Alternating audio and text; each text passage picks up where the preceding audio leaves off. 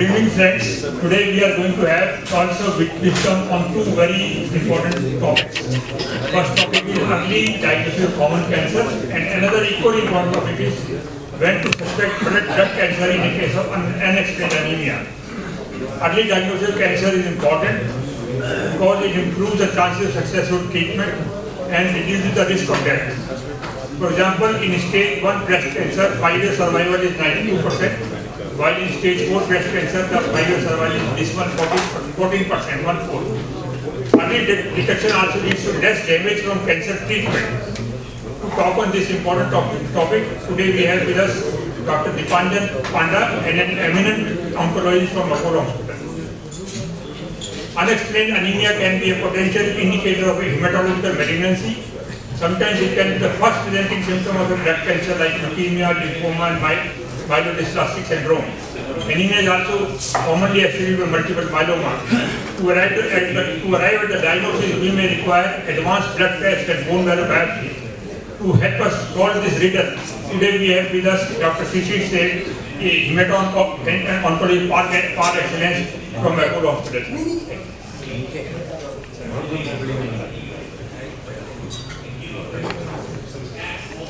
Good evening, and I'm really thankful to Dr. Chauhan and Southern Medical Association for giving us this opportunity. I've been honored. I came here and I was always spellbound by how enthusiastic the participants are. I'm a little afraid. I expect some sharp questions, some real serious questions, but my academician within me welcomed that. As I tell my students, I try to give the knowledge to the best of my ability. And if I do not know any answer, I'll be truthful. I will always tell my students, I'll read up and give that answer to you. So, I am not from this part of India. I was born in Calcutta, did my schooling and MBBS from Calcutta. I did my MD in medicine in RIMS Ranchi. I saw that madam is a batch. After doing my MD in medicine, I came to All India Institute as a senior resident, did my DM. After completion of my DM in medical oncology, I got a postdoc research fellowship at Brigham and Women's Hospital in Harvard. I was there for 2 years, and then I transitioned into a faculty position at ILBS, Basant Kunj. I started the Department of Medical and Hepatobiliary Oncology there. I was an associate professor there till 2015. When I resigned from the post and joined Indraprastha Apollo, from there since. My major area of interest is hepatobiliary and pancreatic malignancy. That's my research interest. But as an oncologist, I see most of the solid tumor as well as myeloma and lymphoma. I also have interest in geriatric oncology and cancer research and clinical trial, especially the face-to-face trials. And molecular oncology and immuno-oncology is a very upcoming area, and my research interest is now shifting to that. I personally believe that in the next decades or so, in a particular sub-branch of oncology will get eminence. One is molecular oncology, of course. Other is geriatric oncology. And the third is pain and palliative care. There is a big unmet need. So anybody who is interested in developing those, he has got a almost open field. With that, I hand over the mic to Shishir, my dear colleague. We are close friends also. And when I am out, he also does me favor by giving my load up. You know, the most knowledgeable hematologist I have come across. Very humble. Thank you, Deepanjan. Thank you for providing opportunity to interact with all of you. I am basically from UP, a small town called Kuwait, near to Kanpur. My graduation is from LLR, Meerut. Then I moved to Bombay. Sir, mic closer to you. So from Bombay, KEM Hospital, I had done my MD and then DM in hematology. Then I went to Vancouver to do my fellowship in leukemia and bone marrow transplant. There I was 1.5 years, and then I back to Delhi and first joined Valley Family Cancer Institute.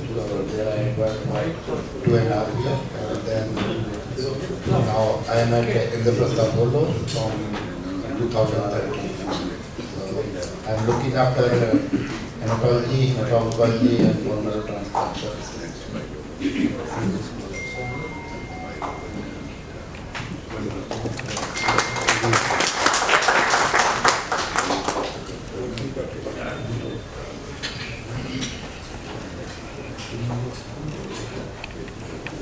Thank you. I changed the topic. I thought I would, as a whole, I will briefly discuss cancer as an overview.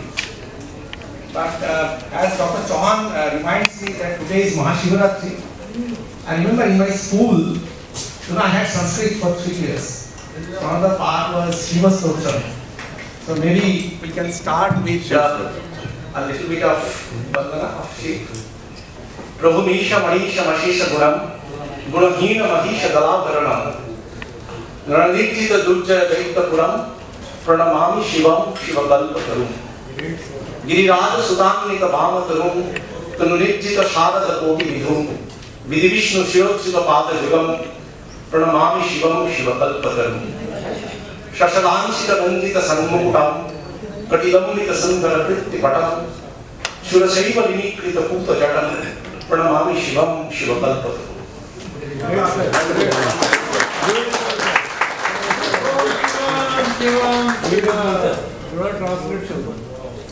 I can you guys another 3 minutes.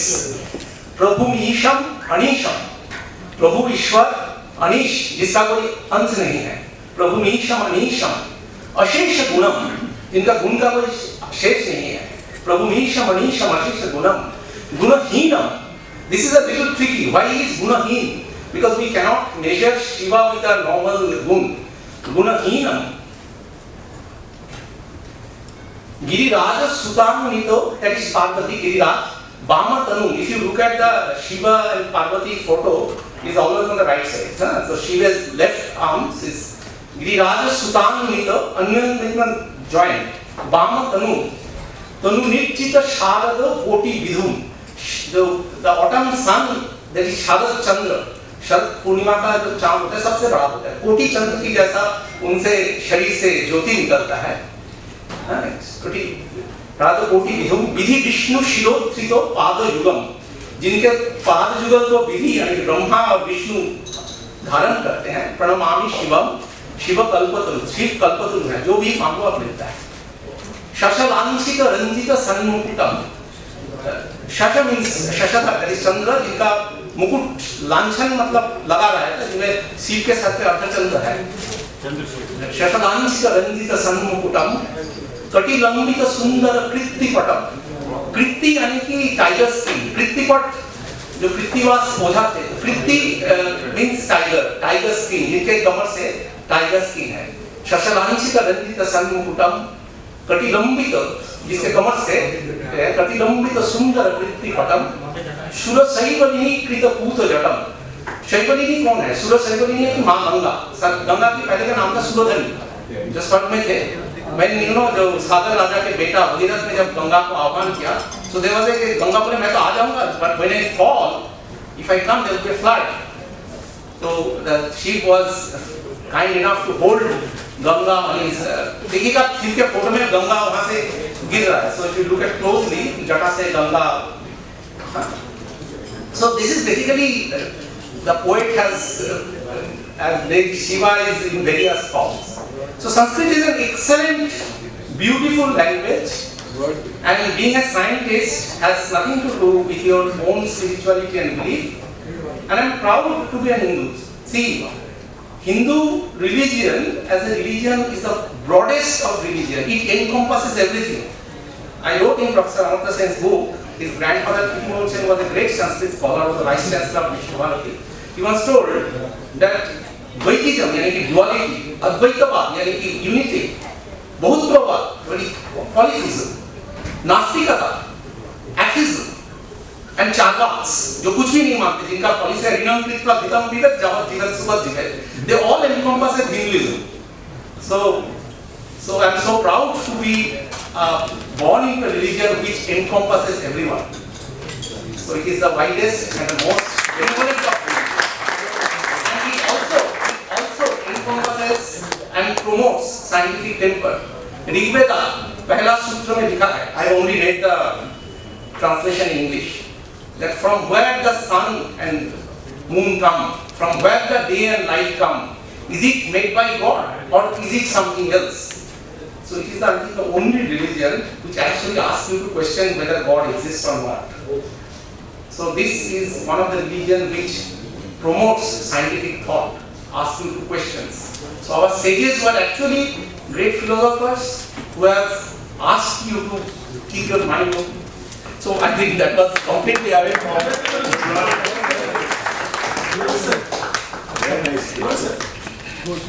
Okay. So please pardon me. This is sort of almost borderline a public lecture. So if you find this below your standard, I would ask for forgiveness. So generally, every time you talk this word cancer, which as you all of know is not a scientific word. The scientific word is malignancy. So cancer is basically a disease which occurs in cells in the body, multiple in an uncontrolled manner, creating a cluster of cells called a tumor. The word tumor, as you know, has come from the Greek word tumor. The four signs of inflammation: rubor, dolor, calor, and tumor. Rubor means redness, calor means heat, temperature increased, rubor means redness, and calor is temperature, dolor is pain, and tumor is swelling. Now usually the tumor they takes the form of a lump.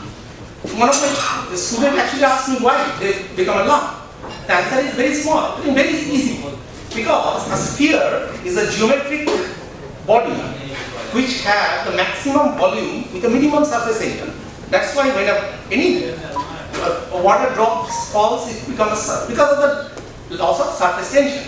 So any cluster of cells, for them, it is the best way to bring maximum number of cells in minimum area.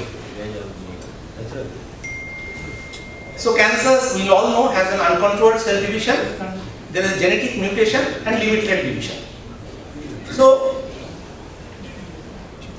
the another question which lot of common public ask me, that is cancer a genetic disease? Now I think that what happens with the common public is they confuse the word genetic and heredity.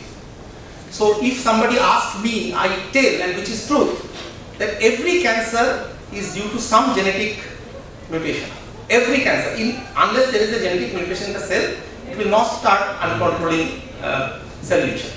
But only 5%, in some study you can say 10%, cancer is hereditary, where actually that genetic mutations carries through the X and Y chromosome from your parents, your couple.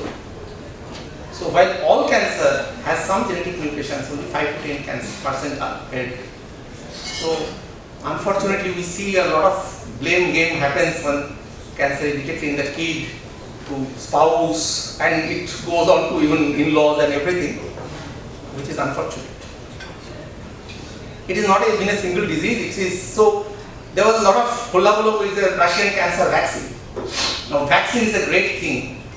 In fact, the first known vaccine by Edward Jenner makes him such a big celebrity that he was at his time, the time of Napoleon Bonaparte, the most respected man across Europe.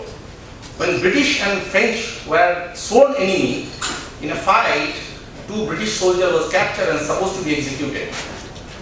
So their wives actually came, and when they had found no solution, they went to Edward Jenner. Jenner called or sent a message to Napoleon Bonaparte to ask for the forgiveness.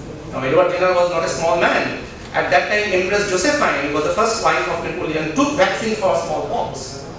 And Napoleon said, there is nothing which I cannot give to the discoverer of smallpox vaccine, and the soldiers were pardoned. And when I read this for the first time, I understood the meaning of the Sanskrit word. Nipatpancha vidvatpancha nipatpancha naipatullam kadachana sadeshe pujvate raja vidyan sarvatra pujjate. Never compare a king and a erudite man. A king is revered only in his own country. A wise man is revered everywhere. Wow.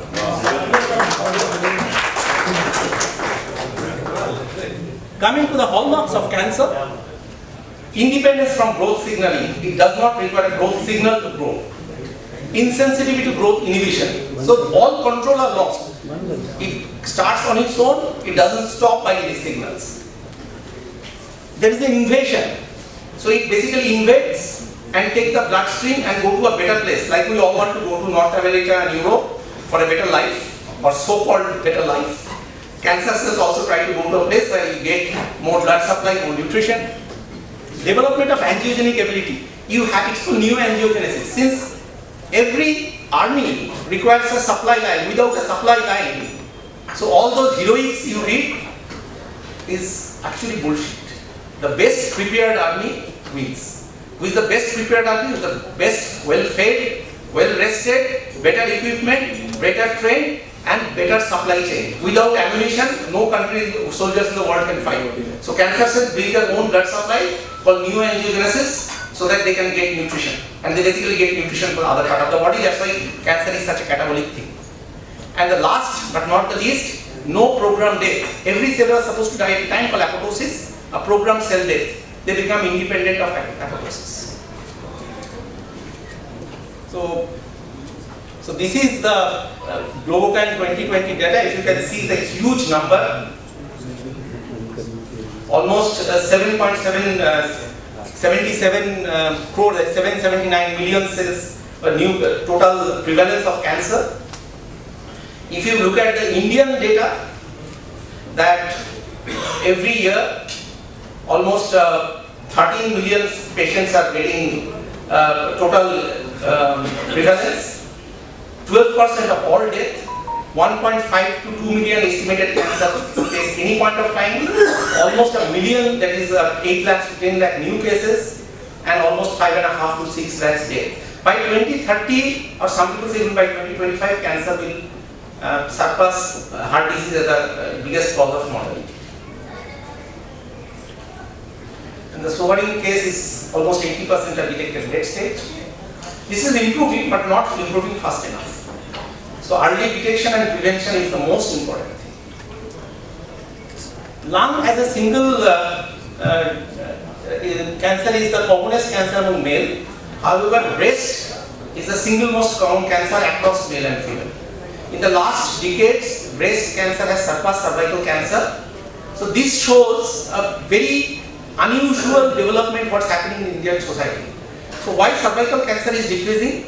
Because with an increasing women literacy, personal hygiene is improving, and so cervical cancer is decreasing. It does not require actually cervical cancer vaccine. Many people try to say it is cervical cancer vaccine which prevents cancer. No, it is the literacy which prevents cervical cancer. So literacy is the most important vaccine. Educated women have a better personal choices and hygiene, and ultimately that leads to decrease in cervical cancer. While on the other hand, why breast cancer is increasing, there are many theories, but since breast cancer requires prolonged exposure to hormones, it has been seen early menarche, late menopause, late marriage, late childbirth, minimal childbirth is actually leading to more hormone exposure, and of course obesity. So prosperity and obesity are linear. The more prosperous we get, the more fatty food we eat. One of my teachers in medicine once told me, you should eat like a poor man and drink like a rich man. So I didn't understand that, so he explained. See, most of the rich man eats unhealthy foods, lots of fatty food. So eat like a poor man, more vegetables, although I think everybody will believe this time the price of vegetable would have dropped in. But in West Bengal, the price of vegetable is actually low. We actually produce lots of vegetables almost for the half of the northern part of India. Whereas waterborne disease is the maximum causes of infectious disease now. So drink water like a rich man and eat like a poor man. Top 10 cancer killers: lung, colorectal, breast, prostate, esophagus, pancreas, stomach, lymphoma, and lymphoma. Leukemia and lymphoma, she will explain. Every day I hear a lot of cancer related myths. Sometimes it feels me, I feel tired, but even educated people can relate to it. Cancer is definitely not a fatal disease. It has cure. As I explained, only 5 to 10% cancer is hereditary. Cancer diagnosis is definitely not a death sentence. Surgery still remains the curative options in most of the solid tumor, and cancer is not a contagious disease. There are viruses which can lead to cancer, like human papilloma virus and human hepatitis B virus, but cancer is not a contagious disease. Trust me, educated people ask this. A grand 80-year-old man diagnosed with lung cancer was once told me, "Doctor साहब, मैं मरने से नहीं डरता, but मेरा 5 साल का पोता मेरे साथ रहता है, क्या वो मुझसे अलग कर देंगे?" That man was not afraid to die. He was afraid that he will be socially ostracized. Cancer patients need family support. And in my 2 decades of experience, I have seen same stage, same performance standard. The patient who are more positive in attitude and who have got a solid family backing always does better, always, than a person who is negative in attitude, lonely, and no family. So I think one of the most important thing we forget is our family. And we are lucky compared to West. There are many good things in West. I have nothing to say, but I think the family structure and family support, we unfortunately we are losing, because I think we have a generational shift where we are becoming more isolationist. That's how the life is. But family, when you actually become lonely, you understand the value of your family. So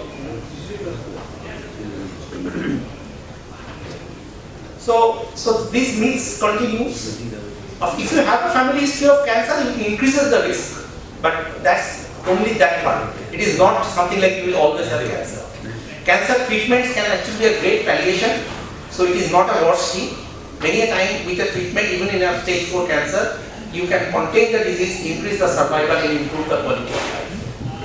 The cell phone, microwave, antiperspirant, the eye, there have been plus minus as evidence. Strong phase 3 trials are not there. So while we should avoid them as much as we can, there is no stamp that this causes cancer. So what causes cancer? The most important, you'll be surprised at age. If you are live till 90, if we are fortunate or unfortunate to live till our 90th decade, 1 in 4 person can have some sort of cancer. Now you decide whether you will function fortunate to live till 90s or unfortunate to have cancer. That I leave up to you. So since we are not dying of tuberculosis or diarrhea or other infectious disease, my friends, the physician have made sure that we live through that. No, somebody has to die, right? So there are things which cannot change, but there are things we can change. So that great saying, "Oh Lord, give us the power to change things I can," and the tolerance to accept things I cannot, and the wisdom to differentiate between the two. So you cannot change your family, but we definitely can change our lifestyle, and we can, as a group, force government to take our environment concern. Believe me, वो Wedex का है ना, darling गाड़ी छोटा हो गया तो बेच दे. So everybody is obsessed with a bigger car, Mercedes, BMW, Lexus, even Porsche. But I think there is not much hullabaloo or cry over the poisonous gas we are getting every day. It's very democratic, you know. Me and the top man in the government are most of the time breathing the same air. How much air purifier he is putting. So I think the greatest democratic factor is here.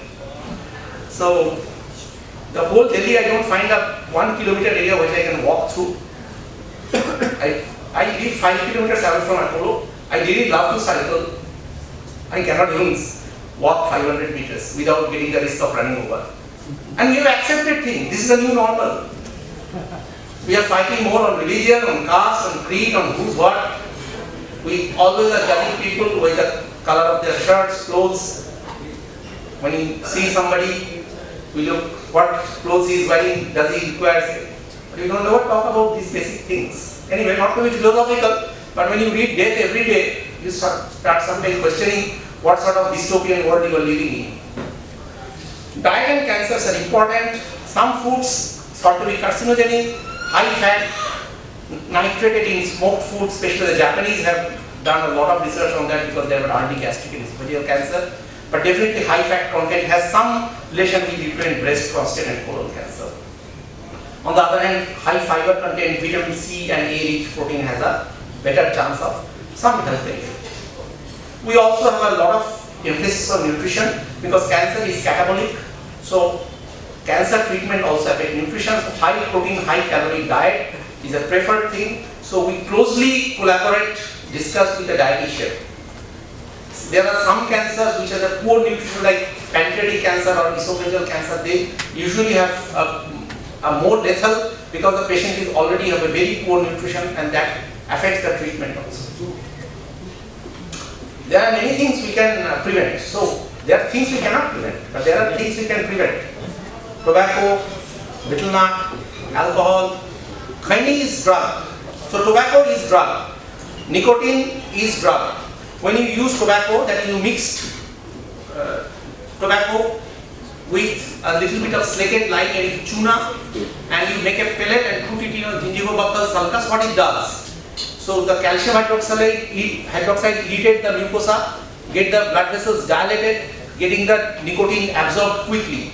If you have ever tried Khaini, I have tried once. My classmate Nishant Pandey from Banaras once asked me, boss, thora dekhega. And I'm trying, I'm telling you, I have never, it just hits you. It hits you right there. So most of the laborer used pellet of Khaini because it also decreases the appetite and they can walk a lot. A long distance bus driver. So just by saying, मत लो खैनी शरीर के लिए हानिकारक है, हानिकारक तो बहुत कुछ है. बापू भी हानिकारक थे दंगल में.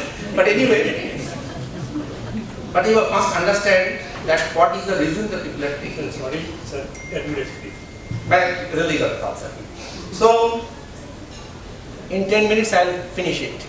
So do not smoke, enjoy healthy diet, breastfeeding, vaccination. Now looking for screening. In India there is no screening, I'll come here. There is no screening protocol in India like USA. The very reason is that to have a screening, the disease should be have a high sensitivity. It should be quite prevalent, high prevalence in the population. It should have a high sensitivity as well as high specificity. Unfortunately, in India, the cost versus benefit of screening has not been proven. So what you do is called chance screening. I was just discussing before coming here with my wife. She's a professor of community medicine at UCMS. And she said, yes, the chance screening is only.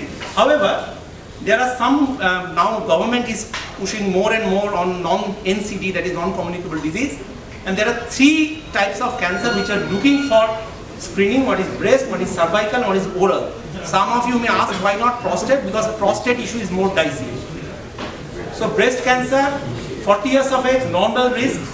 We ask for a self-breast examination once a month. Self-breast examination is not advocated in USA, but in India we found it a very cost-effective method. And after we have popularized self-breast examination, and you should also do that, there are YouTube videos. You stand in front of the mirror, check of your breast, look at the similarity, the nipple, the areola, whether there is any discharge or anything. You must know your body, what is normal. So self-breast examination does help. Annual clinical breast examination 40 years onwards by qualified and trained medical personnel, be it physician, gynecologist or oncologist. Mammography, generally we call it from 45 to 74, varies from, there are different groups, but once in every year or every 2 years. In our country we say whenever you get a chance, at least done once in a while.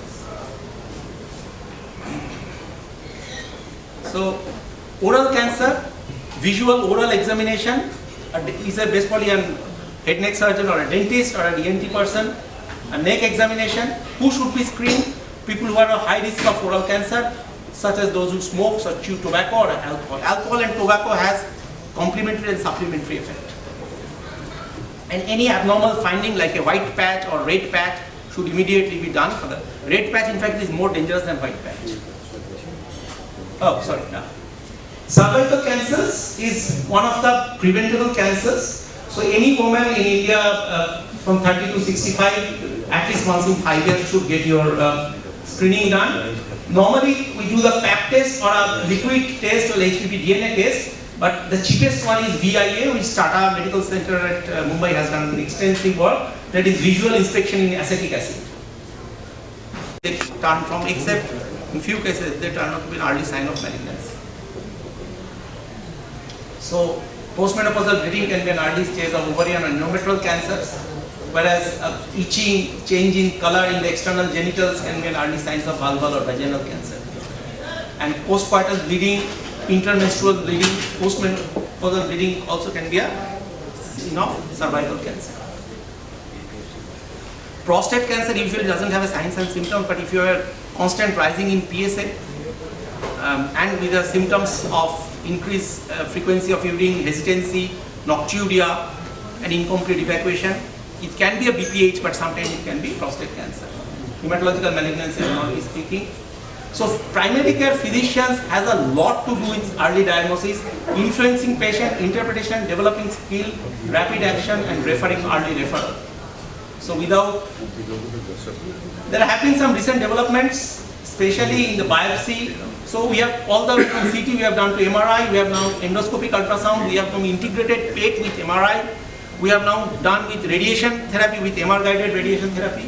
In biopsy we have now got liquid biopsy, which is on a sample of a non-solid biological, especially blood, and we can see the circulating tumors and circulating DNA to find either early diagnosis and follow-up.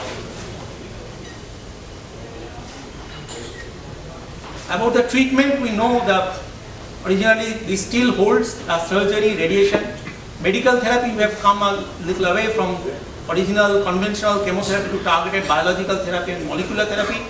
But believe my word, 90% of the cancer are still treated with conventional chemotherapy, which is Sasta, Sundar, Tikau, available in governments. So don't go by only those targeted so-called immunotherapy. They are fancy, if I may use the word sexy, but it still holds, the conventional treatment holds ground for 90% of the cancer. We have come afar from 10% 5-year survival to almost 70-80% survival in these decades, but we still have a long way to go because cancer is more complex than we thought. When you talk about targeted therapy, if I may please ask, where is the target? There have been some recent advances, stem cell transplant, Sushil might touch, personalized target therapy, nanotechnology, proton therapy, gene therapy and immunotherapy. Stem cell transplant, I think Sushil might tell you a bit, it is his domain. For all my stem cell transplant he does. Most of the myelomas, lymphomas or leukemias will require sometimes treatment like autologous or allogeneic stem cell transplant, where is a stem cell in our body or the donor's body will use after giving high dose chemotherapy. Gene therapy, from textbook of research, we have now become actual reality with last year when the CRISPR and Cas9 has been now actually used for sickle cell anemia. So actually we have now been able to cut a gene to replace it by a vector. The problem was how to get the right vector because adenovirus was failed, but last year now it has actually become reality. So many of the time, many of the non-malignant genetic disease for which have allogeneic transplant might be actually treated with gene therapy. So this is how CRISPR works. I think it's little detail, so I would skip it. Nanotechnology, which is molecules less than 100 nanometer, have changed the way we use the drugs. Many of the drugs like nanoalbumin, paclitaxel or nanoalbumin docetaxel and adriamycin has actually changed. Proton therapy is a particular form of radiation therapy with a charge and mass. It has changed the way we use treatment of radiation as a critical structure like spinal cord or re-irradiation or in a developing brain like pediatric cancers. But it is only available in one center in India, in Chennai, Apollo Proton Center. But I think 2-3 more center is coming. It is last slide. Immunotherapy is a biologic therapy, which is a treatment that most bodies natural defense. There are various types of immunotherapy. Basically, immunotherapy help the body's immune system to recognize what the cancer cell and kill them. So unlike conventional chemotherapy, immunotherapy have initially actually less toxicity, and because of memory T cell upgradation, who attended my last lecture, it was only on immune checkpoint inhibitors. CAR T cell therapy is another type of immunotherapy. Again, I think Shishir is a better person. But in lymphoma, that is a new treatment which can revolutionize the way we treat refractory lymphoma and leukemia, the chimeric antigen receptor T-cell therapy, and therapeutic vaccines needed for each individual tumor. There is no cancer vaccine because there is no one cancer. So cancer is not a single disease. मेरे teacher बोलते थे आप उठ जाओ नींद से, ये याद रखना. Cancer is not a single disease. It is one of the most common cause of mortality and morbidity in the world. Most of the cancers are actually preventable. Avoiding tobacco and alcohol, maintaining a healthy lifestyle, having proper nutrition are some of the factors. Being aware of the signs and symptoms of cancer and having regular health checkups helps in early detection of cancer. The 7 danger signal, sore throat which is not healing, change in bladder and bowel, continuous cough, losing weight, having low grade temperature which is you do not have any reason, a wart or mole which is changing in size, postmenopausal bleeding, these are some of the things you should. They all can have a benign cause, but please do not forget that sometimes malignancy can cause this.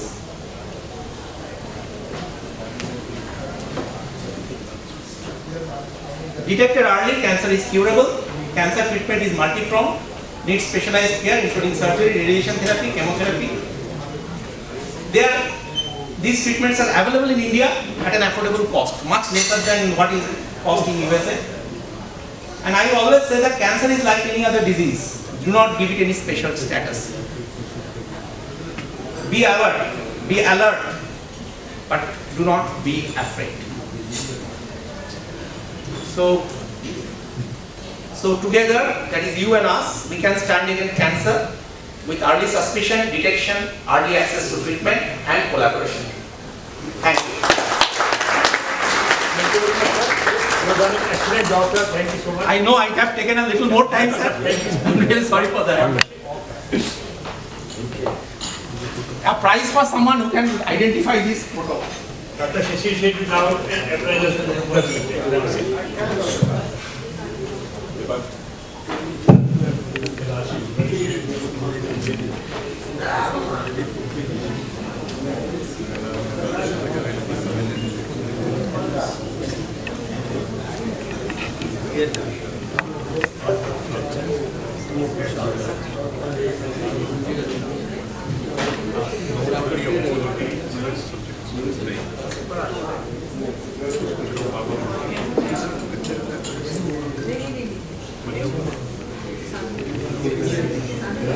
मेरा बिल्कुल सीधा है.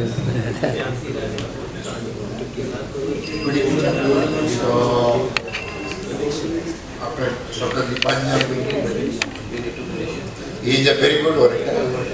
So, now I will just go through my subject, what we are dealing with. So, I will introduce with तुम्हारा बहुत my आगे आती है subject तुम्हारी that फोटो. I am मेरी dealing family with the liquid हमारे organ से of the body.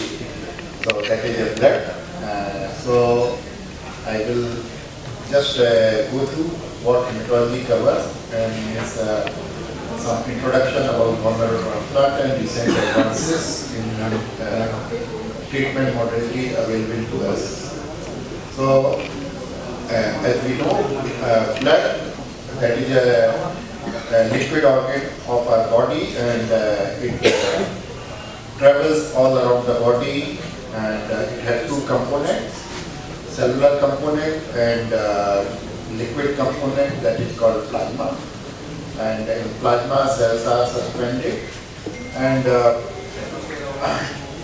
cells, they are red blood cells, which is responsible to transfer oxygen and providing the energy to our body, and various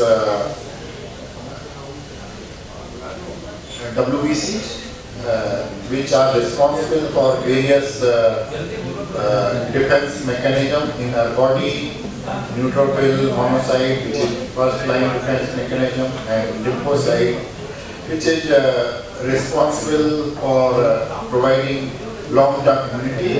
Eosinophil and vesicle, they are means for specific immunity. And platelet means they are responsible for providing hemostasis, preventing bleeding. So, as we know, the blood formation that takes place in the bone marrow, that is a spongy tissue, inside the most blood bone, but in the adult, the active form of bone which is responsible for blood formation, that is the axial skeletal, so means spine, skull, and proximal part of long bone and pelvis. That is a part that is responsible for blood production in adult, in fetal life and early childhood. Liver and spleen, they are also one of the important organs for blood formation. So, when we see, it is in a routine practice, when we are doing routine investigation, that is called CBC. So, various components of blood, they are altered. Means, like hemoglobin, either it may be low, sometimes we are seeing even high. WBC, they may be low or high, and same thing for platelet, they may be low and high. So they are means a different pathogenic status, and I will just try to go with them. And so, like in any organ, means in this organ also, the diseases, they are non-cancerous as well as cancerous. So in non-cancerous, various type of cytopenia like anemia, leukopenia or thrombocytopenia. There may be bleeding disorder, clotting disorder, and means as blood is responsible for providing immunity, so immune dysfunction. In malignant disorder, the three commonest category of blood malignancy, that is a leukemia, where the cancerous cells circulated in the blood, and just means by looking at blood examination, we can means suspect or identify that there is a cancerous growth. Lymphoma, that is virtually in this liquid organ, the solid malignancy, where the cancerous cells, they get deposited in various lymphoid organs, especially lymph node, in the neck, armpit, groin, and various lymphoid tissue like liver, spleen, and various lymph collection in the every part of the body. Multiple myeloma, that is a distinct malignancy that is usually seen in later age of life, and which is a malignancy derived from plasma cells, and it presents with various presentation, what we will discuss in later. So, one of the commonest medical problem what we are seeing, that is anemia. I will say roughly half of the world that is anemic, and especially when we are talking about women and children. And the anemia that may be sometimes congenital, the most prevalent one we are seeing in this geographical region, that is thalassemia. And sickle cell anemia, that is in India, generally confined to the tribal area, but now everyone, that is means disseminated, so we are seeing means everywhere, and I think means you must also see means one or two patients in here in your practice of sickle cell anemia. Hereditary spinocytosis, that is a defect in the membrane and causing anemia, and angioedema, where the various red blood cell enzymes, they are defected, like G6PD, one of the commonest, pyruvate kinase and other means enzyme deficiency, they may lead to anemia. In acquired one of the most commonest anemia, that is a nutritional iron deficiency, and sometimes B12 protein deficiency, that is also not unusual. Aplastic anemia, that is one of the specific type where not only we are seeing anemia, all the cell lines of blood, they are low, and means that is one of the serious disease.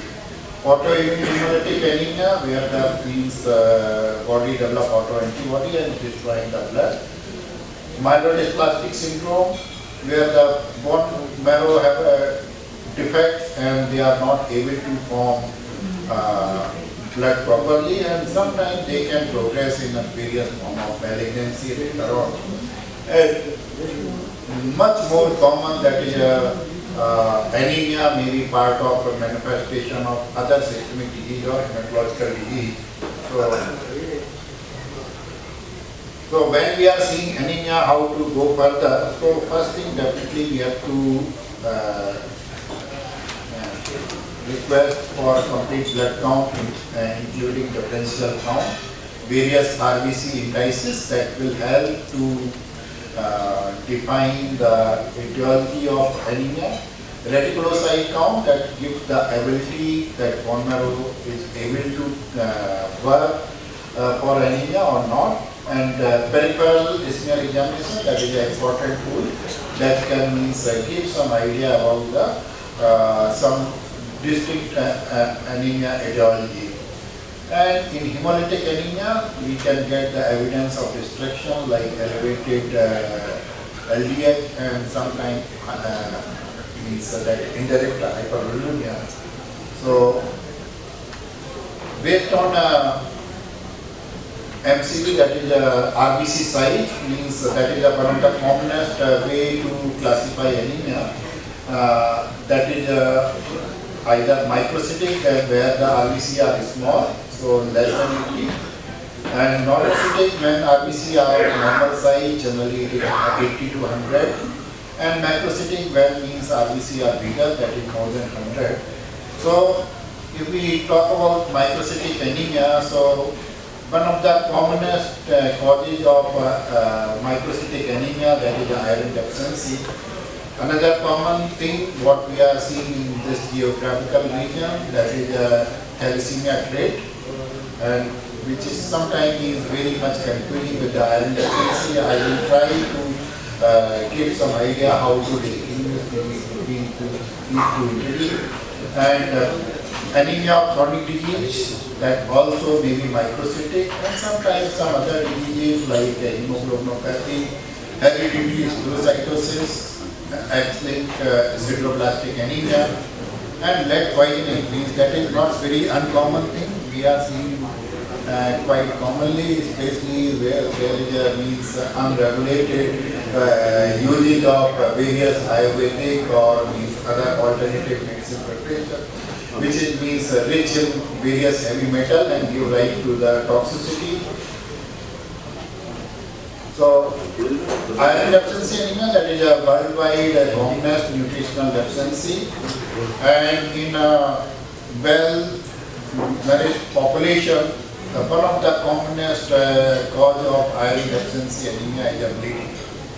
So whenever we are seeing a person who have a good nutrition status, if they have iron deficiency anemia, so our job is to identify what is the cause of this iron deficiency. So we have to look the bleeding, and virtually when we are talking about males, especially males of 40 beyond, one of the commonest cause of iron deficiency anemia is GI pregnancy. So means diagnosing iron deficiency is not a means a full thing. We have to find out what is the cause behind it. So in iron deficiency anemia, what we are seeing, generally we are seeing in the CBC that the MCV is decreased, MCH, MCSC is decreased with widened RDW, and then definitely we are requesting for various iron studies, and there we are seeing that the serum iron is low and iron binding capacity, that is increased, and transferrin saturation is low ferritin, and if because of some region bone marrow examination is done, so that is a deficit in storage iron. Another common thing which is simulating iron deficiency, that is anemia of chronic disease, which is virtually because of various chronic immunological disorder, chronic infection and malignancy, and chronic vascular disease, where the means because of various cytokines, hepcidin, body can't utilize their iron stores, and so there is a relative iron deficiency. one of the commonest thing what we are seeing, especially in this geographical region, that is thalassemia trait. How to distinguish thalassemia trait with the iron deficiency? So generally in thalassemia trait, hemoglobin is slightly low. That is in females it is 9 to 11. In males it is around 11 to 30. While in iron deficiency, generally anemia is more profound, it is less than 10. MCV in thalassemia it is around 65, while in iron deficiency it is variable, means from 50 to near normal. And RDW, that is a parameter where means that's a distribution which is usually normal in thalassemia, while it is much increased in iron deficiency. So, various systemic diseases, they can give normocytic anemia, so we have to look at various systemic disease and means find out if there is anemia. So, another common thing in anemia, that is a hemolytic anemia, which means when we are evaluating hemolytic anemia, we have to look for these two components for the diagnosis. First of all, in hemolytic anemia, body try to increase more blood, so increased production, that is seen by increased reticulocyte count, and in bone marrow there is a erythroid hyperplasia, and there is increased RBC destruction, which can be evident by indirect hyperbilirubinemia, high LDH, and if we do the haptoglobin, so haptoglobin will be low. And sometimes if there is intravascular hemolysis, just like in malaria, so where we can see the hemoglobin urea, where the urine is smoky and dark color. So these hemolytic anemia may be congenital, like these membrane disorder, reticulocytosis, and it may be acquired.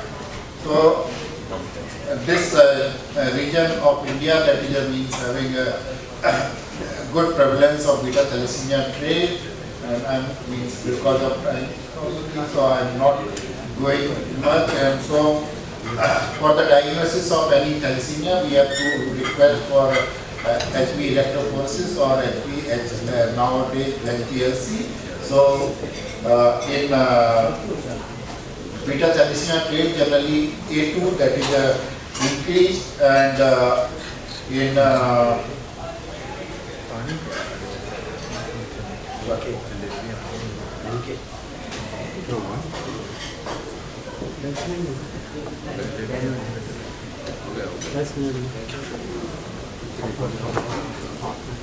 so in beta thalassemia trait, generally HbA2 is increased and means major.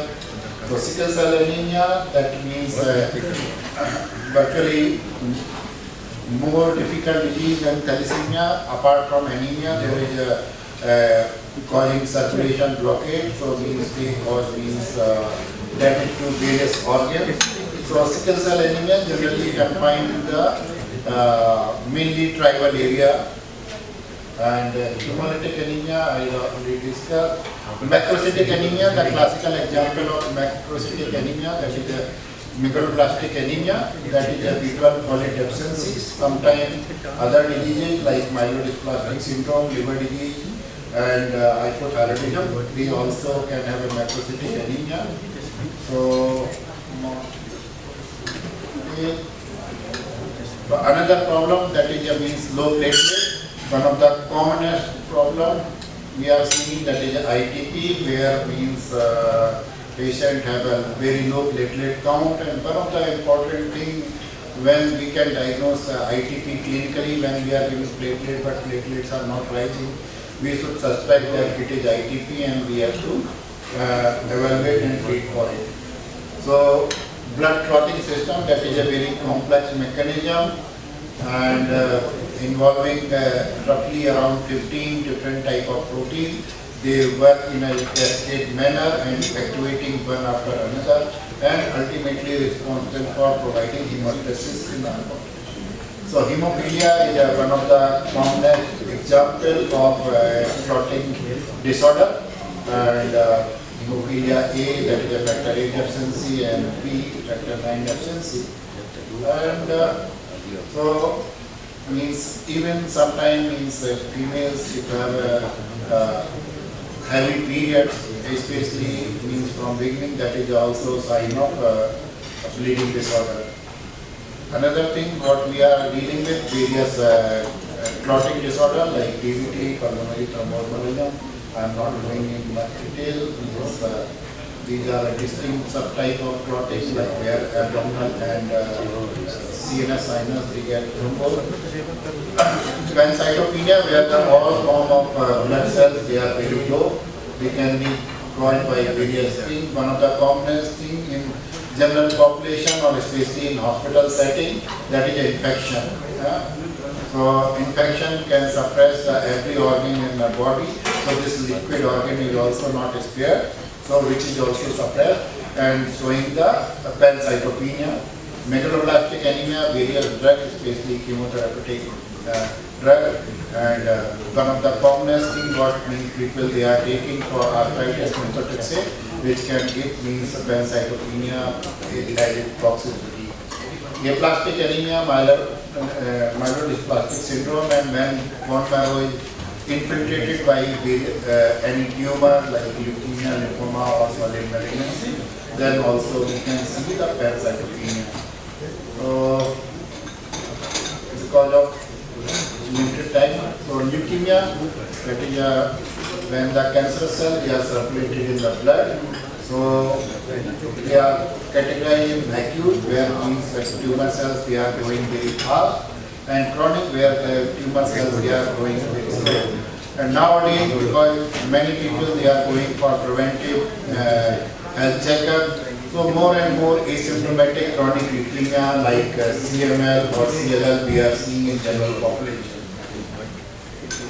So like every cancer cell, blood cancer also they are being developed from hematopoietic stem cells, and depends on the which part of cell differentiation is arrested, various malignancy is seen.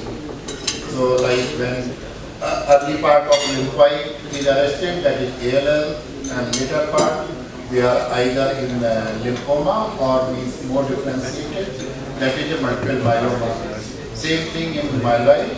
Earlier myeloid progenitor they give AML, and later they are giving myeloproliferative disorder, and one of the commonest type is chronic myeloid leukemia. So how they present? So means when there is a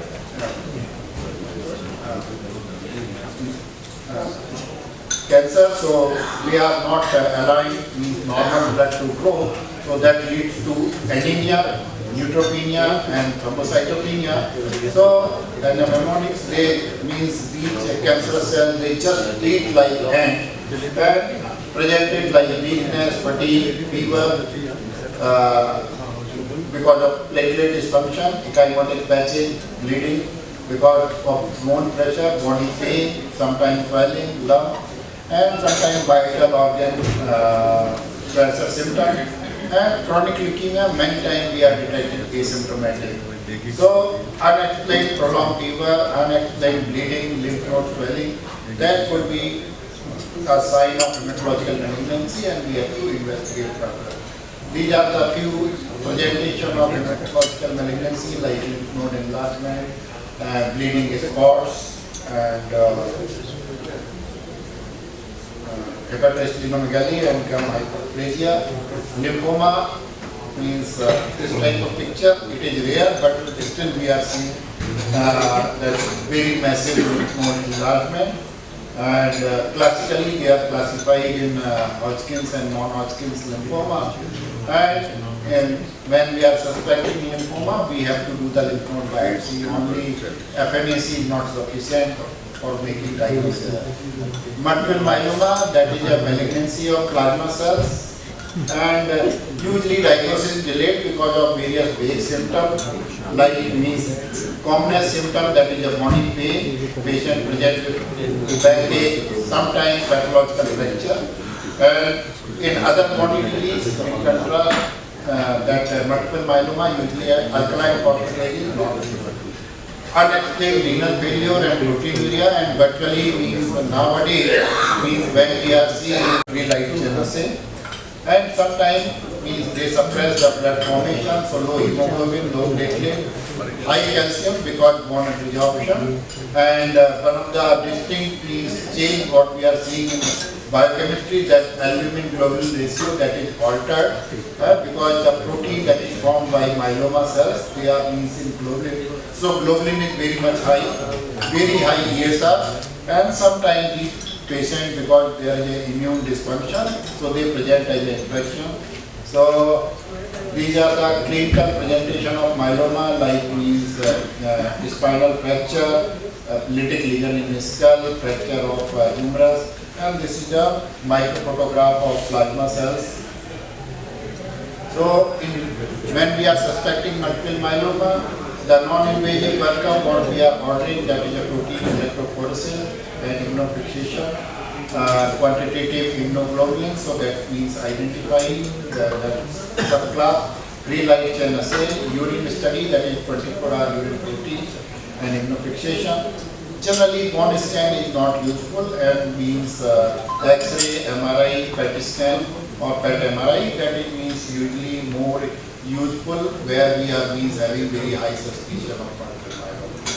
So now moving just quickly in about the treatment of various hematological disorders.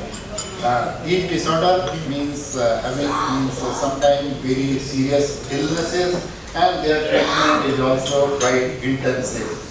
But means as means we see the medical science, there are various advancements that happen, and virtually most of the advancement they started from means hematological malignancy, like Hodgkin's lymphoma, that is means one of the first malignancy which is having high cure rate. CML, where means the first disease where we had detected that it means because of some genetic abnormalities of Philadelphia chromosome demonstration, that is with CML.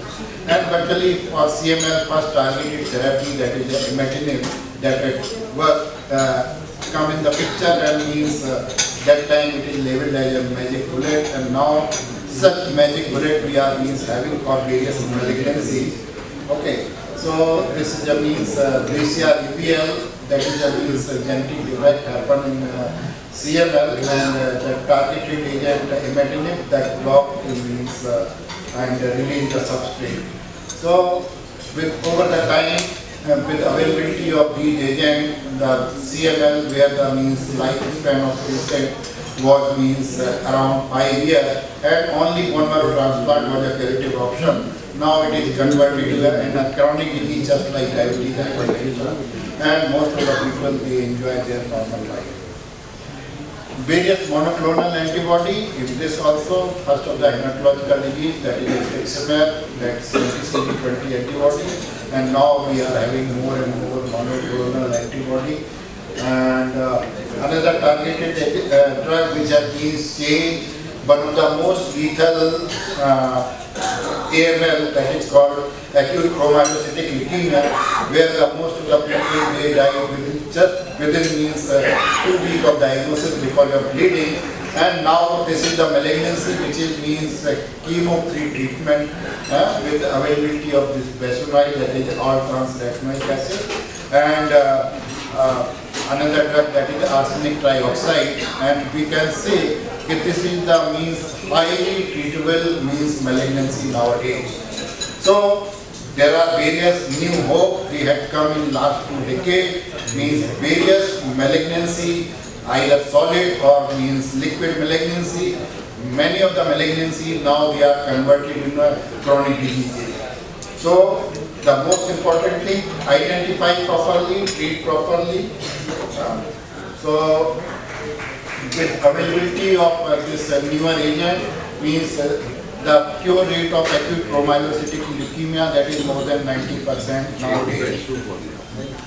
Hodgkin's lymphoma, that is another disease where over the time we have seen means nowadays Hodgkin's lymphoma, around 80 to 90% of people they get cured. Bone marrow transplant, that it means my area, just I will go through in 2 minutes. So, where means in this bone marrow transplant we are replacing defective hematopoietic progenitor cells with normal hematopoietic stem cells. They are either collected from patient itself, that is called autologous, and in most of the time, especially in leukemia, we are collected through the donor, which is called allogeneic bone marrow transplant. Bone marrow transplant, that is means the term which is used initially. Now most of the transplant we are doing, the stem cells collected through the blood, and so that is a peripheral blood collection, and just like means we are doing collection for platelet. Okay. So these stem cells, they provide replacing the hematopoietic function in the patient who have a damaged defective hematopoietic bone marrow cells or immune system, and they have been proven that curative for various malignant, non-malignant disorder. So Dr. Panda had discussed this, like one of the most common indication of autologous transplant, that is a multiple myeloma, relapsed lymphoma, and sometimes some solid cancers and some hematological malignancy. In autoimmune disorder, where the medical treatment that is means non-effective, so it is means working as an immune switch. And in allogeneic, one of the commonest indication is a hematological malignancy like AML, ALL, CML. I will say 20 years back it was treated by stem cell transplant. Now it is reserved for only refractory and relapsed disease. Aplastic anemia, that is a means benign disorder, which means treated and cured with allogeneic transplant. Calcium major and other they are also means cured with the bone marrow transplant. So just means so various donor means most common donor, that is means in allogeneic, that is a familial donor, but that is means available to just few people. Now means we are using matched unrelated donor through various registry, and sometimes means if disease that is the only treatment is bone marrow transplant, we are doing for half match from the person. So what we are doing, we are giving various chemo or radiation to destroy the patient marrow and providing immunosuppression so that it can take means foreign cells and mitigate the means effect of graft versus host disease. And so various chemotherapy agents they are given, and then we are collecting the stem cells. This is a peripheral stem cell collection, just like a platelet collection, same equipment. And this is a bone marrow hardware where we are collecting the cells from bone marrow of the donor. Generally, mostly in a non-cancerous condition, we are using this.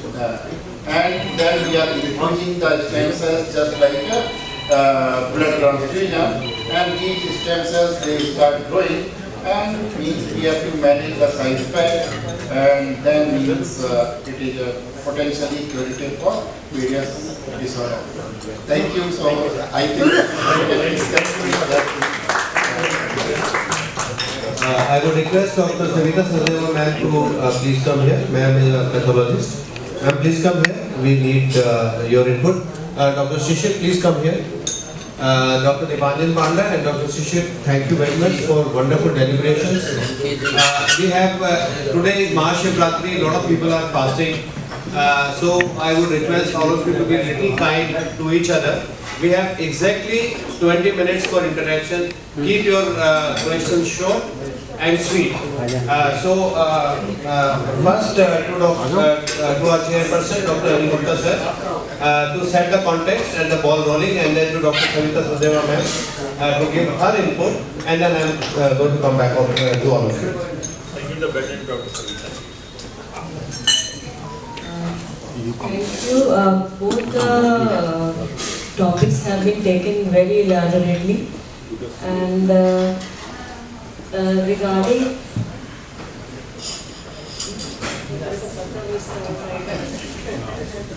the second topic which was taken in that anemia can be due to many reasons in case of malignancy, as we all know, like deficiency and use of the cytotoxic drugs, and even like hemolytic anemia can be there. Can you put some light over that?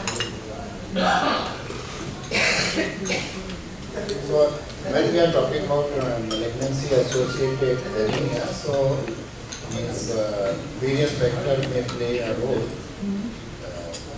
Various malignancy, they may present as a bleeding. So anemia may be because of blood loss. Their nutrition is affected. They are not taking orally properly. So they may be micronutrient defect, and so that can be anemia. And because of various therapeutic agents, we are using one of the commonest side effects of the is a therapeutic agent, which are bone marrow suppression. So in anemia can present as a part of bone marrow suppression, and sometimes various chemicals, they interact in different ways, and sometimes they trigger the immune response in a odd way and develop autoimmune anemia. Now the checkpoint inhibitor, that is nivolumab and pembrolizumab, we are the prominent agent, nowadays used for various malignancy as a targeted agent and proven a good role. And one of the commonest toxicity of the agent, that is the immune dysfunction and leading to immune cytopenia or various immune mediated toxicity, different toxins. So in such setting, we have to investigate, find out where is the defect, and then we have to correct it.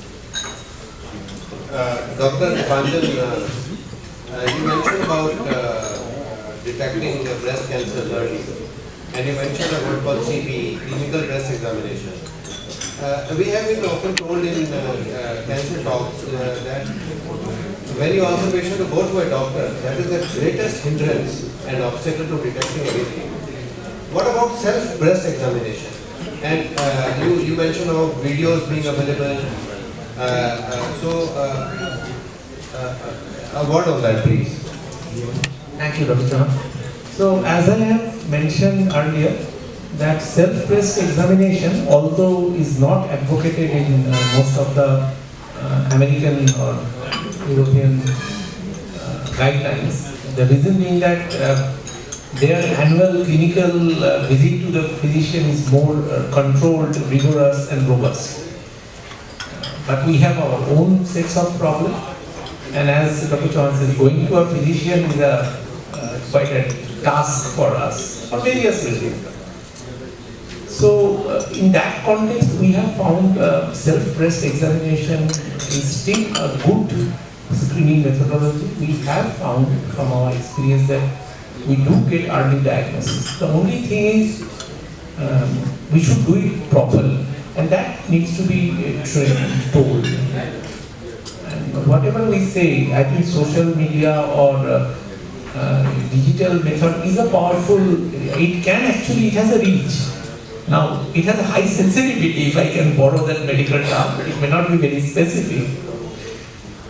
So, everybody must know what is normal for them. So, everybody must know your body is normal.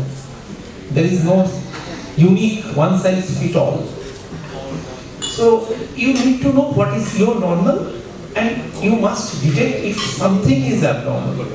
So, generally we say that during taking bath, you can stand in front of a mirror and look at it, and you try to see first of all the position of the breast, whether there is the same time, if there is any difference in the position whether one breast is up or down, if there is any retraction in the nipple or areola complex, if there is any redness, if there is any visible lump. Then you try to push your waist and keep the hand like this and try to push it so that it becomes a taut, the pectoralis muscle, and then you can see if there is any difference in the breast. First of all, breast examination should always be done in the palm. You understand whatever the poet and philosophers said, breast is nothing but a glandular organ with a fat globules in between. So if you try to squeeze them with the fingers, it will always feel there is a lump. So that is something important. So you push your palpate it on the flat of your palm and try to see if there is any lump or is any thickness. Also look at the nipple and areola if you see any discharge. Also you can, by yourself, can take care of the axilla. Of course, axillary examination is a little bit tricky than a normal breast examination. And if you can, please, when to do the breast examination is also something. You should do it after the completion of menstrual period, after a few days. Because during menstruation, breast feels a little bit engorged. For a postmenopausal woman, it's best that if you do a fixed date in a month, like first week, first Friday or first Sunday, like that. So that helps in maintaining. So once a month examination is good enough. It is not a foolproof thing, but it is better than having nothing. Well said, sir. Sir, I wanted to know, as being very senior spokesperson and brand ambassadors for detecting cancers, Dr. Dipanjan Panda and Dr. Vishwesh Seth, sir. We go to the restaurants and we watch a lot of advertisements there about so many commercial things, which are being. Should we not have some information about self-breast examination, maybe some videos which are okay? I can understand the sensitivity of the general population, but at least I remember my professor and I, Lalit would remember it as well, from our surgical this thing in third year, when Professor Benjamin used to tell us, feel the breast with the flat of your hand. It has to be felt with the flat of the hand, which you put as the palm of the hand, with the palm. Okay, sir. But is it not now time, good time, that we should actually now become very, very public? And if you really want to detect cancers early, I think there are certain lines and boundaries which we need to cross. See, as a father of a daughter, I must say there is no obscenity in talking. And we have come, we are now, menstruation is no more a taboo. We can now speak freely about menstruation like a physical phenomenon. So time is changing and we need to be open about this. There is nothing wrong. And it is a sort of hypocrisy. And I think with education, openness will come. And as physician, as scientists, we need to come in forefront. So the only taboo or only issue is in our head, in our mentality. So we need to come out with that. And if we cannot come out, who will come out? So you mentioned two cancers. You said breast cancer overall in both the genders is the commonest cancer. And you said that lung cancer is the commonest cancer in males. We know that in our rural areas, many people are smokers. And an early morning curve, which is a part of their routine, which is a part of their personality. When they get up in the morning, they have to cough because they need to take out everything that they have been smoking the other day. There is something very important. I wish you would have mentioned it in the overview, and that was whatever you are having every day, the cough. At times there is a change in the character of the cough. Once the character of the cough changes, you should be very, very careful, because if the cough is not the same which you've been having for last many years, and if there is any blood, you must be very careful, and we must investigate the patient for CA lung. Sir, your comment on that. As Dr. Chauhan pointed out, yes, that is important. The problem is, when you have a chronic smoker with COPD, some of them can have bronchiectasis. And with bronchiectasis also there can be, hemoptysis is a part of that. So, but the problem is both carcinoma lung as well as bronchiectasis and bronchitis can have a tinge of blood. But if, as you say, if there is a change in something which is not normal, that should immediately bring to your attention. So a cough which is not going for some times, you should get alert to go to a nearest doctor. This is a false perception. You don't need to go to an oncologist. In fact, I would actively discourage you to going to. The process of going to a GP, physician and getting referral is always more robust. The problem in India is that our referral system is not very strong and the patient actually go to stop. Sometimes it may be okay, but I think the whole system, it throws the whole system in disarray. Unfortunately, the specialist, subspecialist gets bogged down with many other things. A physician with this broad knowledge is the best person to decide how to do. So that we need to actively propose, actively disseminate and actively encourage. That it is your first person should be the physician. I have put a slide on that. Going to a physician, there is the responsibility and how to do that. I think that also we need to directly going, Sardar Dhwar, the neurologist पास चला गया, छाती में दर्द हो तो cardiologist को पहुंचे, this is not the right way to do it. Sir, you also mentioned about COSF, that is very common. You showed a slide. And you said dysphagia is a very, very eminent and prominent symptom. At times, by the time you get to dysphagia, is not an early detection, it's a very late detection. The problem at times is only about gastroesophageal reflux and it's about nocturnal discomfort. And I can tell it from my personal experience, I lost my real Fufani at the age of 44 years, who kept on going to a very eminent nursing home in Delhi for symptoms of acidity, and endoscopy was never done. He was prescribed antacids, he was prescribed sucralfate, he was prescribed n number of things including the proton pump inhibitors, and finally when he was diagnosed in 1982, Ranjan would remember, he was with me all the time when he got a jejunostomy done because he could not swallow anything. It was already very late. Sir, how do we pick up from the cloud of this acidity, non-acid this reflux syndrome? Now we have so many syndromes and so many names. How do we pick up this cancer? Once a patient comes with acidity and reflux to us, what is the symptom that we should be careful of? So that what Dr. Chauhan is saying is there is a more nuanced thing. The problem in India is that our food habit and when we eat is so difficult. We tend to have our biggest meal at night and also that too at late night. So and generally we eat our heaviest meal in dinner at say 10 o'clock and 10:30 we want to go to bed. So that and as we grow old, the gastroesophageal acute angle become loose and lax, also develop a little bit of hiatus hernia. So that acid mixed food tend to come. So acid reflux become quite a normal, and we generally with the availability of PPI over the counter we have generally. So for an acidity hardly anybody goes to a doctor, and even if they come to a physician, we generally says take it. Even what we say, I tell my patient that you elevate your head end of the bed, not with a pillow, but with two wooden blocks to make an angle, give a 3 hours difference between the last meal.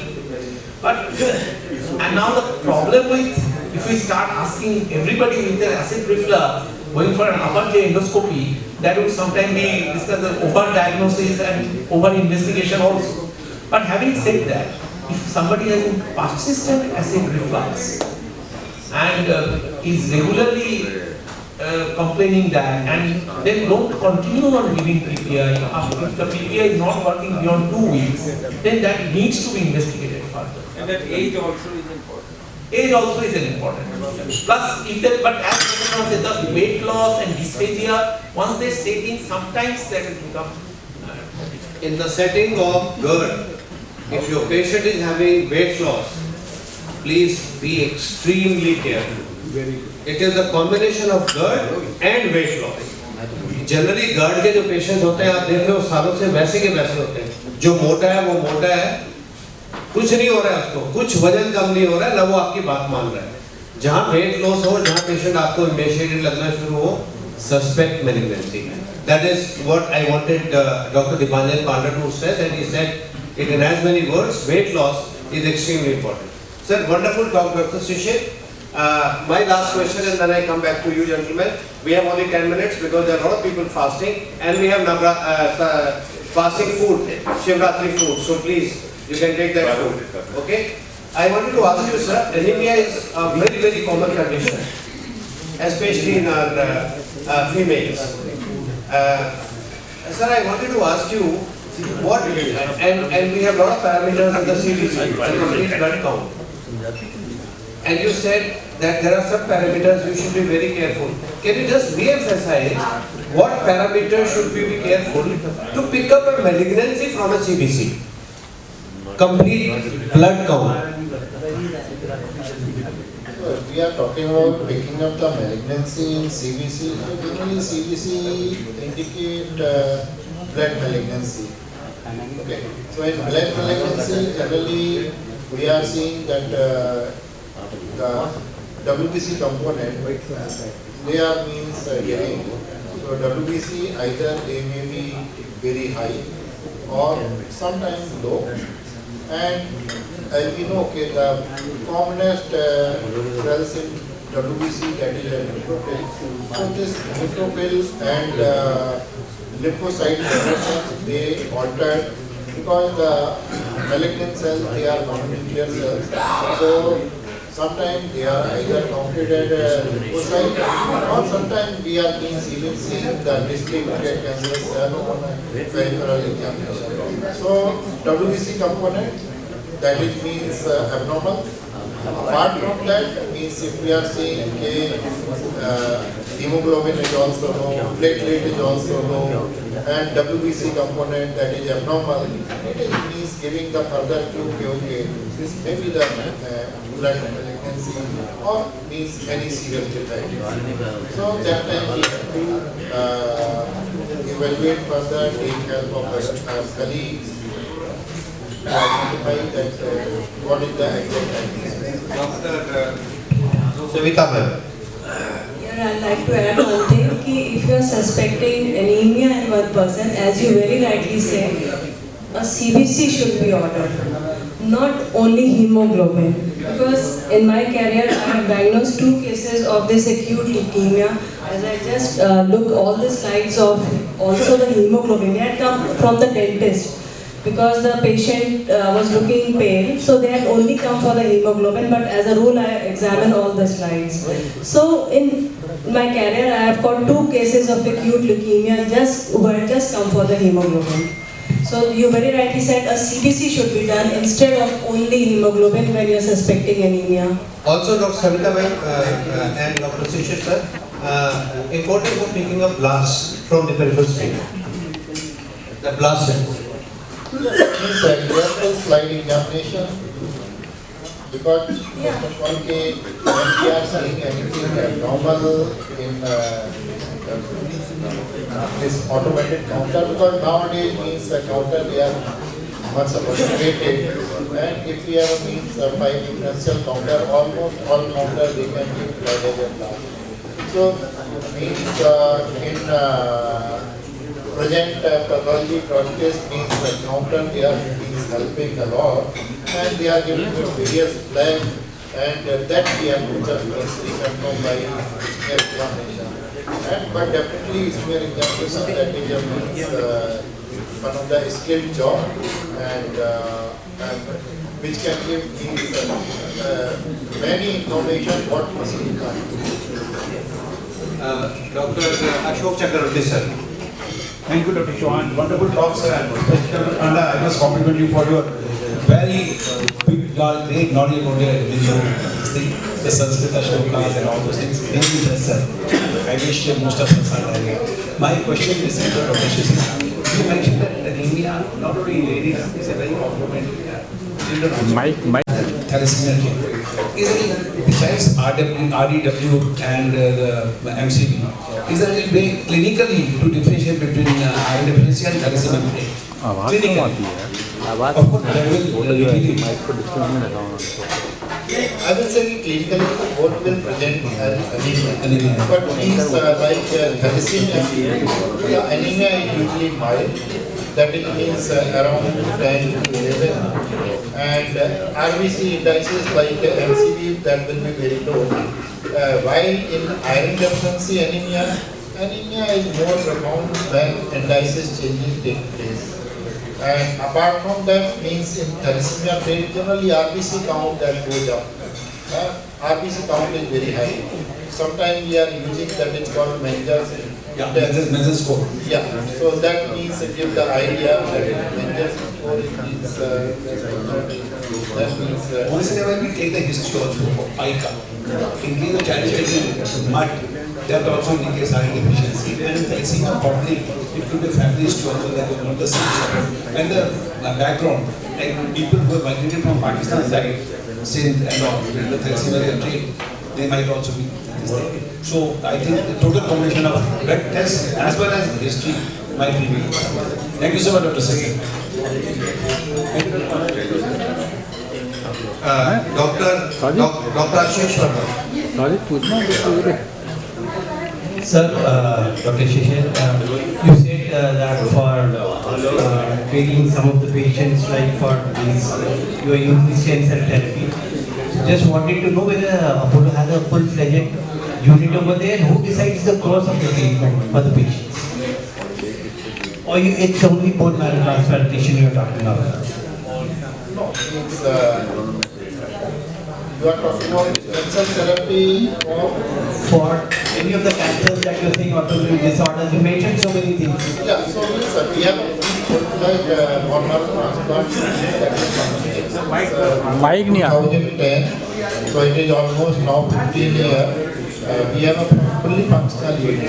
That's only bone marrow transplantation. I'm just talking about stem cell therapy, as you said, autologous stem cell, allogenic stem cells. Yeah, so means bone marrow transplant, that is a common Yeah, umbrella term. that- So means if you are talking about stem cell therapy for regenerative diseases, okay, so that is still experimental tool, and virtually ICMR had banned it because there is no clinical data of its efficacy. So we are not means doing any sort of stem cell therapy for regenerative disease. So we are doing means authentic use for various valid indications. Dr. Sajid Parvez. So sometimes in my clinic I find in the indices the platelet counts are really high, very high, 5.6 and more than 6 lakhs. So what do we do in those cases? Otherwise they are normal. But do we wait and repeat, or do we send to another lab, or is it a really serious sign? I will say that when we are talking about platelet count, right? So platelet is also one of the acute phase reactant. Various type of infection, inflammation, platelets may go up, and sometimes if there is a bleeding, so that time also platelet may go up, like if someone is having hemorrhagia and GI bleeding that is to iron deficiency anemia, platelet count may go up. Various of autoimmune disorder and cause of inflammation, platelet may go up. But generally in all these inflammatory disorder, platelet count is borderline up. Beyond 6 lakh, that is means uncommon. If we are seeing beyond 6 lakh, then definitely we have to investigate something more. Or maybe it is a part of myeloproliferative disorder. If it is within 6 lakh, maybe it is a reactive, like even in various post-surgical situations, recovery from various inflammation, abscesses and bleeding, where means body react and his platelet may be borderline high. Because platelet is responsible for hemostasis when there is a stress. Hemostasis mechanism that upgraded it means the platelet may go up, even means we can see the sorted PTAPT because all these means defense mechanism of our body, they get activated to prevent the damage of the body. So the giant megakaryocytes are more seen, then we can take it as an inflammation or a recovery path and we can wait. We need not go send the person to hematologist right away. We can wait then. If platelet count they are less than 6 lakh and if there is background when we can suspect that there may be inflammation or some type of recovery from any sort of surgery or trauma, so that time it may be usual. But if it is persistent, then definitely we have to investigate. And if it is more than 6 lakh, it is very unusual to have a reactive thrombocytosis more than 6 lakh. Though it may happen, and that time it should be means investigated. Thank you so much. To the last few questions, friends. There is Shivratri food here, as I told you. If you want, you can have your dinner. There is no problem. Dr. Tulsi sir, the academic pillar, along with Dr. Ahmed Kalra sir, the two respected gentlemen. I am sure they will be kind to everyone. Last 5 minutes, 2 questions each. Okay. So, modesty personified, Dr. Dipanjan Panda, when you said, if I'm unable to answer any question, I'll go back, study, and come back to you. This is a very rare phenomenon that we see these days. So, Dr. Dipanjan, talking about the radiogenomics, which is combining imaging with liquid biopsies for early detection of cancer. Talk us about that.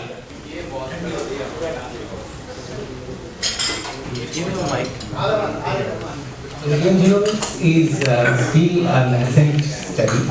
It has not come into our regular treatment or in guidelines.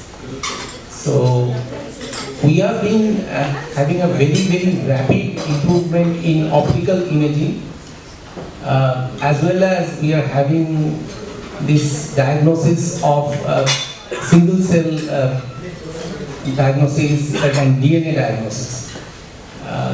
But combining them both, so getting an early diagnosis is not something which is universally accepted. So when the things comes into clinic, when there is a validation, both internal and external validation, and that investigational approach is also relatively widely available. Only then it comes from an investigational approach to a regular approach. Okay. Having said that, circulating tumor DNA and circulating tumor cell CTC has found some diagnostic data, especially in colon cancer, in a stage 2 colon cancer, which are node negative.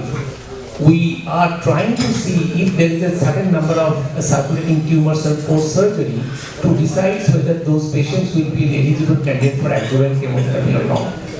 So when you talk about the CTC, which is the circulating tumor markers, tumor cells, so early you could have an early cancer diagnosis with this. Not only that, they're linked to metastasis and aggressive tumors. It's probably seen more with the CTC these days. Well, let me explain you where these things have. So there are 2 terms. Of course, CTC, but whether every CTC is linked to a MRD or minimal residual disease or not. So like Shishir will explain you, in acute lymphoblastic leukemia treatment, there is a person named Chen Hong Pui from St. Jude's Cancer Center in Philadelphia, who way back in 2008 has said in day 45 of induction therapy, if you have a minimal residual disease, you directly take the patient for an allogeneic transplant. If you do not have an MRD, the difficulties from leukemia and a solid tumor is that for a minimal number of CTCs, whether these patients will actually recur or the body's immune system will take care is not yet that clear. So the role of MRD in hematological malignancy is more solid and on a better grounds than in solid tumors, where the level of evidence is less certain and less solid. So yes, circulating tumor cells and circulating tumor DNAs are an important evidence, but just more in the research domain than in actual. Absolutely. So quantitative assessment of circulating tumor cells probably is also seen in early lung stage cancers. So the burden, the tumor burden is also calculated according to the CTCs, the quantification. Okay, so let me proceed further with the pancreatic cancers. Very difficult to diagnose in early stages. I think about 44% of the people, you could only diagnose when it's a resectable CA pancreas. And if you have stage 4 pancreatic cancers, the survival rate is dismal, less than 1%. How early can you diagnose pancreatic cancers? Mike. How early can you diagnose pancreatic cancers? Routine screening is not recommended these days because of finding indolent neuroendocrine tumors. Yeah, there are many. So the question is, when do you suspect? Most of the symptoms of pancreatic malignancy can also be symptoms of chronic pancreatitis. And on chronic pancreatitis, sometimes we have pancreatic malignancy. So as of now, there is no widely accepted guidelines for diagnosing and detecting pancreatic cancer. We only, but yes, if, as I said, in a background of a person who has symptoms of recurrent pain abdomen, having weight loss, having previous features of acute pancreatitis, has history of chronic pancreatitis or acute or chronic pancreatitis, those are the patients who are more prone to develop pancreatic malignancies. Smokers, chronic alcoholics, and having stones in the pancreatic duct. But yes, it is unfortunate and sad that pancreatic cancer, there is no routine.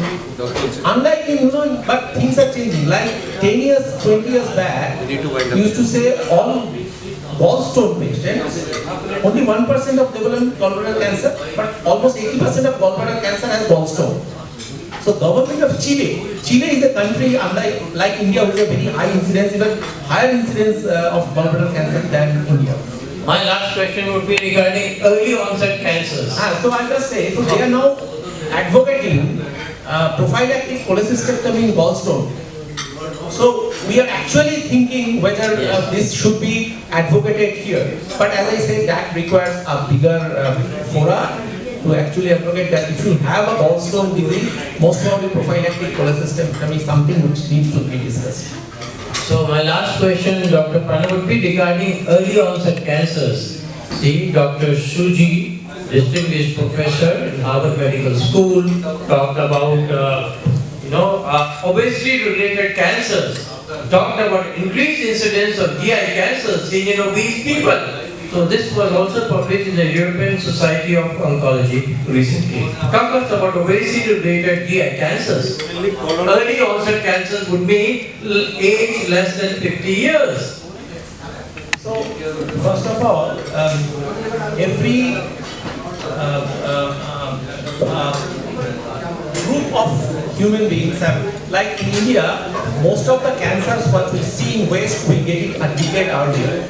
Like myeloma in West is generally seen in 6 decades, but I think in India it is, she can correct me, in 5th decade, so about a decade earlier.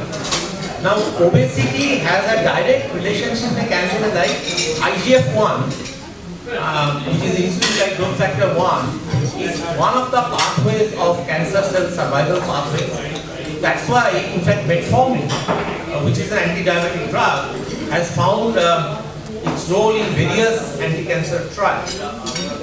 Having said that, there is no strong data directly linking obesity with cancer. So obesity can have one of the component of malignancy, and once you have malignancy, there. But I am not aware where only obesity can be directly considered to be cancer. This was recently published in the oncology journal. Thank you, sir. There is an IGF one related. We'll have more questions next time we have you.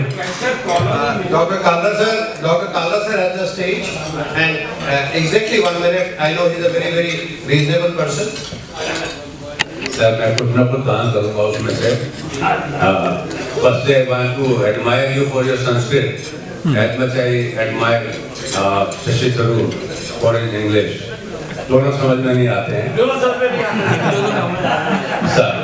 Shashikant का किताब भी पढ़ना मुश्किल है. Sir, newer concept is coming in the way. Nano and microplastics as a cause of cancer. It is very much coming in the media, and we are concerned. Today I learned that the bag I am using, it's releasing billions of nano microplastics. So I have decided from Shivratri, taken an oath not to take that tea bag. Sir, just your comment. Is it true? So microplastics are gradually getting into the system from using it. It is difficult to destroy them. So most of the plastic material has polyvinyl chlorides and other so-called carcinogens. And when gradually taken into the body, with time, yes, they can cause malignancies. They can cause many other things. My understanding is, sir, in your future, like we have been fighting for statin for cholesterol, there will be some medicine for neoplastics also very soon. I am not very sure, but microplastic is basically going into the sea. My last question to the hematologist friend is keeping low profile. I don't think many